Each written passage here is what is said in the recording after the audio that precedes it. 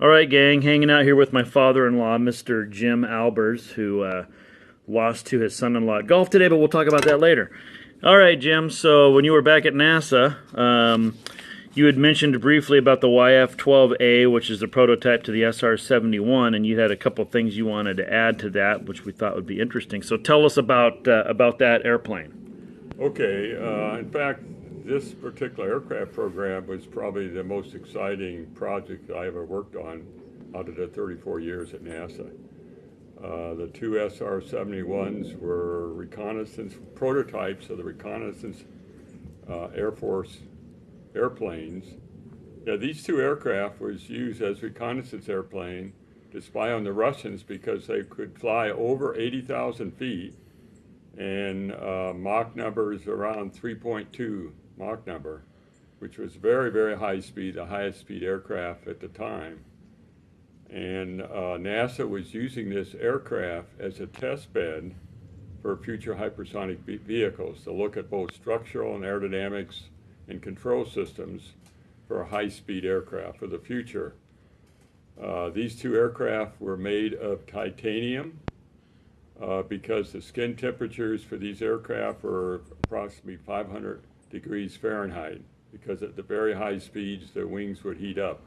And the fuel was contained inside the wings. And they tried to seal the wings with a sealant, but after the flight, when they brought the airplanes black, they actually leaked fuel out of the tanks, some fuel, so they had big pans there all the time. I remember that when I walked in the hangars.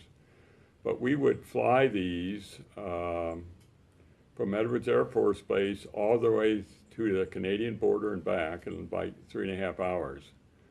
But what we were doing at the time was trying to look at design overpressures of the engine. These were J7 engines, I believe, that were used. And what we had to do is actually go to what's called an unstart, stall the engine at these very high Mach numbers to try to look at the engine overpressures. And this was a fairly high risk flight test at Edwards Air Force Base. So they would go up to like 80,000 feet and then stall the engine initially below Mach 1 and to try to do that test. And then the chase airplane, the second airplane, took pictures at the same time while the test airplane was doing all its maneuvers. And we actually got quite a bit of data looking at high-speed capability of future hypersonic vehicles in terms of design things that we could do for those. Anyway, it took about 15 engineers and researchers in the control room for this type of a test. And I was heavily involved in the test from 1975 to 1978. And in 1978, we had a major secret symposium of both NASA and Air Force people where we essentially discussed the results of the total program, which was highly successful. And at that symposium, we had Kelly Johnson and the other aircraft designers that actually built the airplane from Lockheed there. And they kind of celebrated the fact that we really could use this reconnaissance airplane for a test bed for future NASA activities and Air Force activities. And so it was extremely valuable information that we received from this type of a program. And highly successful with no accidents, which was very beneficial to all of us. Yeah. Absolutely. What did they do with the airplanes after you were done with them at NASA? Okay, one of the YF12As crashed in really? 1971, the early one.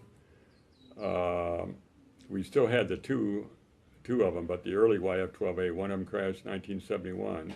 And one of them now is at Wright-Patterson Air Force Base at the Air Force Flight Museum in Dayton, Ohio. So the two that actually there were three originally? Well, there were a number of them, yeah. There were YF12 and then a YF12A, a YF12C, you know what I'm saying? There were several versions, prototype versions of this. The YF12A was the one that was actually closest to the SR71 but there were the YF12C was a precursor of the YF12A. The two that we flew were actually very, very close to the SR71 Blackbird that was used as a reconnaissance airplane. And one of those was sent to Wright-Patterson for the Air Force Museum. I'm not sure what happened to the second one, but I know for a fact that is the case. And like I said there, I know well, that might be an SR71 that's at the Museum of Flight and Boeing Field. At the Boeing Flight Field, right. All right, well, thank you, Jim. Okay. On to the next one. Sure one.